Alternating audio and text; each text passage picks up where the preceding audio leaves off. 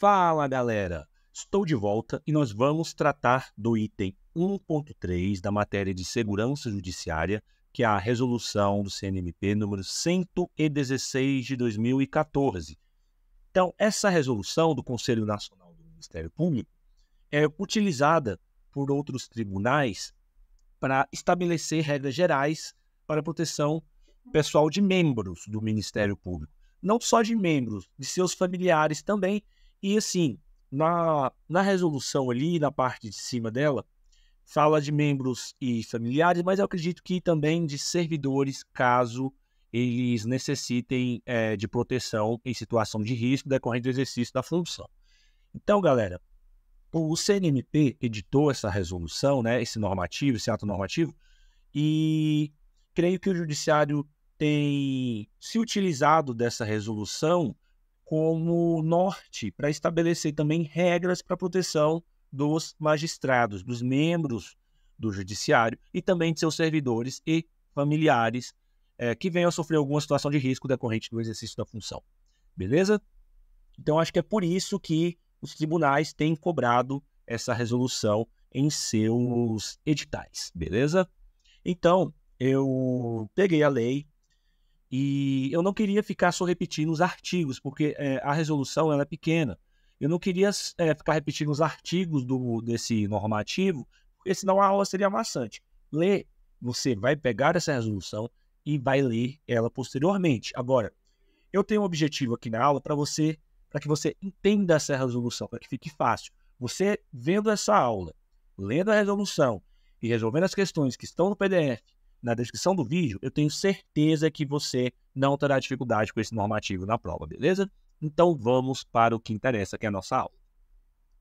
Galera, então a resolução, ela estabelece, como eu falei anteriormente, regras gerais para a proteção pessoal de membros do Ministério Público e de seus familiares diante de situação de risco decorrente do exercício da função. Então, caso algum membro, algum promotor, algum procurador venha a ser ameaçado devido à sua função ali, o seu trabalho do dia a dia, ele tem direito à proteção. E também servidores. Eu já vi servidores sendo protegidos por serem ameaçados, se colocarem em situações de risco devido ao seu trabalho ali, do seu cotidiano, beleza? Então, essa aula, eu tenho 3 objetivos com ela, que é que você compreenda a resolução, que você identifique as medidas de proteção para membros do Ministério Público e seus familiares, e analise os procedimentos de gestão de risco e proteção pessoal, que você tenha a capacidade de compreender, identificar e analisar aquilo que a resolução traz para a gente, beleza? Então vamos começar pela introdução. Primeiramente, essa resolução foi estabelecida pelo CNMP, que é o Conselho Nacional do Ministério Público, em 2014, certo? E ela é importante porque ela garante a proteção pessoal dos membros, dos familiares e assegura um ambiente seguro para o exercício das funções institucionais. Trazendo para o judiciário, é a mesma coisa. Ela garante a proteção dos membros do judiciário, seus familiares, para que os juízes, os magistrados, os servidores possam desempenhar suas funções de forma segura e tranquila. O objetivo principal dessa resolução é assegurar a autonomia funcional e administrativa do Ministério Público, né? Conforme o artigo 130-A, o parágrafo 2º, inciso 1 da Constituição Federal. E vamos trazer para o Judiciário. Essa resolução, se esperada para o Judiciário, ela tem o mesmo objetivo, né? Que é trazer também a segurança para o Judiciário. Eu acho que é por isso que o Judiciário tem trazido nos concursos. Vamos seguindo. Então, a estrutura e conteúdo da resolução, as partes principais. Nós temos o artigo 1º, que trata da adoção de medidas protetivas. Temos o artigo 2º, que trata da gestão de riscos, que nós já vimos em outras aulas aí, né? Se não me engano, um pouquinho na aula passada, na terceira e na segunda aula também. Temos também o artigo 3º trazendo fatores para a gestão de riscos. Artigo 4º com proteção imediata. Artigo 5º, comunicação à Polícia Judiciária. Artigo 6º, planejamento e recursos. Comunicação ao CNMP no artigo 7º, classificação de registro, dos registros no artigo 8º, descumprimento de procedimentos no artigo 9º, normatização e estrutura no artigo 10º e vigência no artigo 11º. É uma resolução pequeno, não é grande. E você tem que ler essa resolução. Essa aula, lei seca e resolução de questões, você vai ficar craque, beleza? Galera, só um adendo. Aqui no artigo 5, nós temos comunicação à polícia judiciária. Não se confunda com polícia judicial ou algo do gênero. Polícia judiciária é a polícia civil. Então, vocês vão ver mais à frente que o procurador-geral e as autoridades que têm o conhecimento de alguma ameaça, de algum risco, elas têm a obrigação de comunicar à polícia judiciária, que é a polícia civil, no âmbito dos estados e do Distrito Federal, ou a polícia federal, que é a polícia judiciária aí da União, beleza? Só para não confundir, estou fazendo esse adendo aqui. E vamos seguindo. Artigo 1º, que trata da adoção de medidas protetivas. Galera, responsabilidade do procurador-geral, responsabilidade do PGR. Ao tomar conhecimento de risco ou ameaça, deve-se adotar medidas protetivas necessárias através do órgão de segurança institucional. Então, o órgão de segurança ali do CNMP, dos Ministérios Públicos, no caso, né, eles têm que tomar medidas para mitigar aquela ameaça, aquele risco. E o procurador-geral, ele tem a responsabilidade de adotar as medidas, né, através do órgão de segurança institucional, do Ministério Público. Temos também a comunicação obrigatória à Polícia Judiciária, como nós falamos ali, que vocês vão ver isso também no artigo 5º, e a adoção de medidas protetivas tem o objetivo de proteger a integridade física dos membros do Ministério Público e seus familiares. Artigo 2º, que é a gestão de riscos. Medidas dinâmicas. Os riscos eles devem ser identificados, analisados, avaliados, tratados e monitorados de maneira contínua e proativa. Nisso aqui, nós temos o papel da inteligência da polícia institucional, seja ela do Ministério Público, seja ela do tribunal, seja ela de qual órgão for.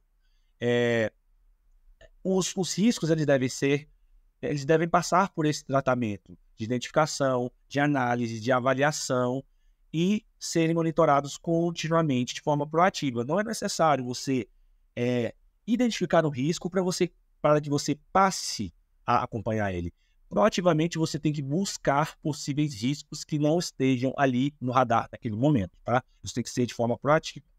Temos também aqui na gestão de riscos a abordagem profissional, que é o uso de técnicas e ferramentas profissionais para uma gestão eficaz dos riscos. Porque não adianta você tentar gerir esse risco de qualquer forma. Tem que ser com as técnicas corretas, se utilizando as ferramentas corretas para que a gestão de risco seja eficaz, beleza? Vamos para o artigo 3º. Fatores para a gestão de riscos. Fatores considerados na gestão de risco. Geografia e cultura local, que é a influência do contexto geográfico e cultural. Então, na gestão de risco, você tem que levar em consideração onde você está. A gestão de risco ela vai ser de uma forma diferente em um estado para o outro, porque existem fatores geográficos e culturais que diferem de um lugar para o outro e vão influenciar na gestão de risco, beleza? Criminalidade local.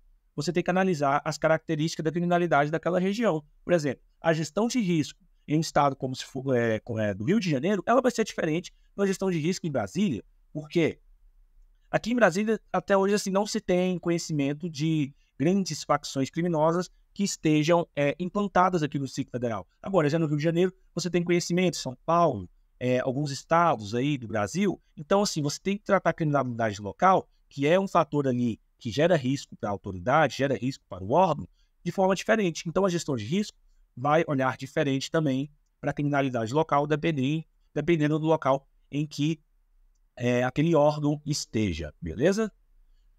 Vamos para outro fator, que é o perfil do ameaçado e do ator hostil. Então, você tem que saber do histórico e comportamento, tanto do ameaçado, da autoridade ameaçada, certo? Do servidor ameaçado, dos seus familiares, e também daquele ator hostil, que é aquele que ameaça.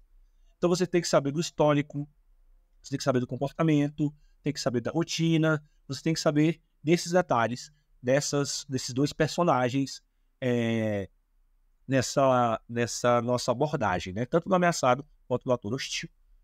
Temos também outro fator, que é a capacidade do ator hostil, que você avalia a capacidade técnica, logística e financeira. Por quê que isso tem que ser levado? Porque, por exemplo, nós temos aí notícias de autoridades que foram ameaçadas, né, por facções criminosas. Então, você tem que avaliar a capacidade técnica e logística e financeira daquele ator hostil, entendeu? Porque uma coisa é uma facção, uma coisa é uma pessoa ali que ameaça, um criminoso solo ali, que ele tem uma menor capacidade técnica, logística e financeira de produzir algum dano àquela autoridade, àquele órgão, beleza? Outro fator considerado é a motivação. Qual é a natureza e a motivação da ameaça? É uma natureza política? É uma natureza pessoal? É uma natureza ali institucional? É uma natureza, sei lá, psicológica, psiquiátrica? Às vezes o ator hostil ele tem distúrbios psicológicos e psiquiátricos. Qual é a natureza? O que está motivando aquela ameaça? Você tem que saber. Então, são fatores considerados na gestão de risco, beleza? Temos também outros fatores considerados como a segurança das áreas, que são as condições de segurança das instalações onde o ameaçado e seus familiares se encontram. Então, você tem que analisar os fatores da segurança da residência do ameaçado, da residência de seus familiares, do local de trabalho também, de locais que ele frequenta com maior frequência, beleza? Outros fatores considerados as rotinas pessoais e profissionais do ameaçado. E se for possível também, do ator hostil. Você pode monitorar também a rotina pessoal e profissional, né? Se você detectar ali aquela ameaça com antecedência. Mas você tem que saber da rotina e também da rotina pessoal e profissional do ameaçado de seus familiares. E também outros fatores considerados são dados estatísticos que são usados nas bases de dados para análise histórica. Então, dados estatísticos são importantes para projeções futuras ou análises passadas de ameaças, beleza? No artigo 4, nós temos a questão da proteção imediata. Então, quando se tem uma ação urgente, você identificou uma ameaça ali, uma ameaça de risco alto, você tem que prestar proteção pessoal imediata nos casos urgentes, não tem conversa. Você vai prestar a proteção e depois você vai fazer o segundo passo, que é a avaliação preliminar, que são as medidas iniciais que podem ser ajustadas após a avaliação detalhada. Então, ali, se você tem uma ameaça de risco altíssimo, primeiro você protege e depois você avalia para ajustar a proteção, para reavaliar se ela continua sendo necessária depois de um tempo, beleza? Artigo 5º, que é a comunicação à polícia. Notificação. São as situações de risco ou ameaça devem ser... notificação. Que as situações de risco ou ameaça devem ser comunicadas à Polícia Judiciária, que é a Polícia Civil ou a Polícia Federal, dependendo ali se é estadual ou distrital, ou então da União, beleza? E temos a cooperação também. São reuniões de cooperação entre órgãos de segurança institucional, né? Que no caso são as polícias do Ministério Público, as polícias judiciárias, polícias legislativas e a autoridade policial para ajuste das ações. Essa autoridade policial aqui não necessariamente precisa ser o delegado ali de polícia civil, de polícia federal. Pode ser também uma autoridade policial militar, pode ser um comandante de uma guarda civil, um inspetor de uma polícia judiciária. Então, são autoridades de polícias diversas, beleza? Vamos para o artigo 6º, que é o planejamento e recursos. Planejamento detalhado. A proteção deve ser precedida de planejamento técnico, operacional e logístico. Vamos para o outro fator, alocação de recursos. Recursos devem ser alocados dentro dos limites orçamentários financeiros disponíveis. Então, assim, o órgão vai avaliar o que ele tem de recurso e quanto ele pode despender financeiramente. Porque você também não pode colocar uma segurança absurda para uma autoridade, uma segurança que vai custar caro e que às vezes vai comprometer ali talvez financeiramente outras necessidades de segurança também que venham a ocorrer, certo? Às vezes você coloca ali para a autoridade que foi ameaçada um carro blindado, que o aluguel é muito caro, e por isso você deixa às vezes de dar manutenção no equipamento de vigilância de uma câmera de uma área sensível, entendeu? Então ali você tem que alocar de forma sábia os recursos, e tudo isso deve ser dentro do limite orçamentário financeiro disponíveis, beleza? Temos também a reavaliação e ajuste. A proteção pode ser retirada após nova avaliação. Então, a segurança que você presta, a proteção que você presta, ela tem que ser reavaliada constantemente, porque assim, ninguém fica ameaçado ali para o resto da vida. Então, periodicamente, tem-se uma avaliação para saber se ainda é necessária aquela proteção. Porque proteção é uma coisa cara. Às vezes você vai colocar um carro disponível para aquela autoridade, para aquele servidor, pode ser um carro blindado, você vai disponibilizar ali 1, 2, 3, 4 policiais do Ministério Público ou policiais judiciais ali para fazer a segurança daquele magistrado, daquele servidor, e isso custa caro, galera. Vamos para o artigo 7º, que é a comunicação ao CNMP. Galera, é o seguinte, tem registro de comunicações aqui, que é o primeiro item, que a prestação de proteção pessoal deve ser comunicada ao CNMP. Então, se algum membro do Ministério Público for ameaçado, o CNMP tem que ser avisado, né? Não sei se espelhando aí para a justiça seria o CNJ, talvez, mas assim, vamos nos ater ao que diz aqui a resolução. Ela está falando do CNMP, se vê na sua prova que a prestação de proteção pessoal deve ser comunicada ao CNMP, conforme o artigo 7º da resolução 116 de 2014, você vai falar que está certo, beleza? E temos também a Comissão de Preservação da Autonomia, que é responsável pelo registro e monitoramento das medidas protetivas. Então, no CNMP tem uma comissão para fazer o monitoramento das medidas protetivas, beleza? Artigo 8º, classificação dos registros. Classificação de informações. Registros de comunicações devem ser classificados conforme a Lei 12.527 de 2011, que é a Lei de Acesso à Informação. E temos também a questão do sigilo, que é a manutenção do sigilo das informações sensíveis. Então, existem informações que não são divulgadas, porque o sigilo é importante para algumas informações, informações sensíveis ali, às vezes dados pessoais ou algo do gênero. Mas também, às vezes, são informações que vão colocar em risco ali a segurança da autoridade, do servidor, de seus familiares. Então, você mantém sigilo sobre aquilo, beleza? Artigo 9º, descumprimento de procedimentos. Relatórios. Descumprimento dos procedimentos de segurança devem ser relatados. Então, se você vir que tem algum descumprimento de procedimento, aquilo deve ser relatado, beleza? Até porque isso é bom para você. Se você presenciar um descumprimento de procedimento e aquele descumprimento provoque algo ruim, provoque um dano, provoque uma situação de risco ali para a autoridade, para o ameaçado, se você souber disso e não comunicar, não relatar, vai sobrar para você também. Temos também a comunicação ao CNMP. Relatórios sobre descumprimentos devem ser comunicados ao Conselho Nacional do Ministério Público. Beleza? Temos aqui a normatização, que no prazo de 90 dias, o Ministério Público deve dizer, isso aqui, galera, é o seguinte, que na publicação ali da lei, tiveram 90 dias para os Ministérios Públicos dos Estados da União tiveram 90 dias para normatizar ou adequar medidas de segurança, certo? Isso aqui não é muito importante para a gente, mas eu resolvi colocar aqui. Colocar tudo da norma. Estrutura de gestão. Deveria ser instituída uma estrutura mínima para a gestão de riscos e ameaças. Então, cada órgão teve que instituir, o Ministério Público dos Estados da União, uma estrutura mínima para a gestão de riscos e ameaças, né? Eu acho que isso fortaleceu um pouco as polícias institucionais. Cópia dos atos. Envio de cópias dos atos normativos ao Conselho Nacional do Ministério Público. Então, os atos normativos dos Ministérios Públicos Estaduais da União têm que ser enviados ao CNMP.